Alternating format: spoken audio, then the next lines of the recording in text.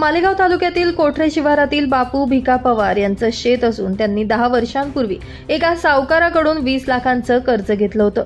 त्या बदल्यात त्यांनी त्यांची शेती सदर सावकाराकडे गहाण ठेवली होती। मात्र त्या 20 लाखांची शेतकऱ्यानं 71 लाखांची परतफेड केलेली असताना सुद्धा सावकारानं त्या शेतकऱ्याची जमीन परस्पर हडप करून काल त्या शेतीवर ताबा घेण्यासाठी गुंड पाठवले।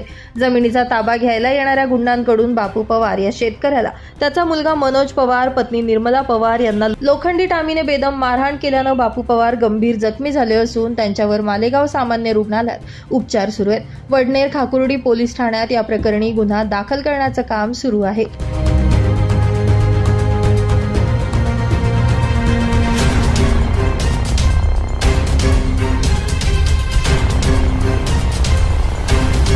मी मनोज पवार, राहायला कोठरे शिवार, वायगावचा आहे। मी आमच्या वडिलांनी 10 वर्षापूर्वी शेतीसाठी म्हणजे ते सावकाराकडून कर्ज घेतलं होतं।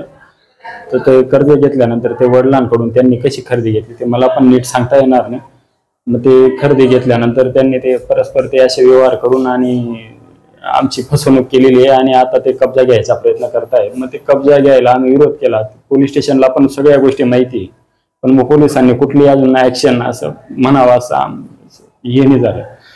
मग काल त्यांनी गावगुंड पाठवले, ते मालेगावचे गावगुंड होते कोणतरी 7-8 जण, आणि त्यांनी आम्हाला मारहाण केली।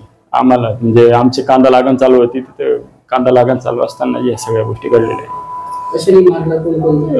त्यांच्याकडे पावडे होते आणि ते हे होतं आपलं ते सळी टामी म्हणतात त्याला, ते खड्डे खोदायसाठी, त्याच्याने मारहाण केलेली। मला पण इथं खूप लागलेले वडिलांनी 20 लाख रुपये घेतलेले आहेत साहेब, आणि ते 20 लाखाच्या बदल्यात मी माझा जीवाचं रान करून 71 लाख रुपये दिलेले आहेत। सगळं मी ते बँकेमार्फत सुद्धा पैसे दिलेले आहेत त्यांना, तरी सुद्धा माझी जमीन परत करायला ते अजून तयार नाही।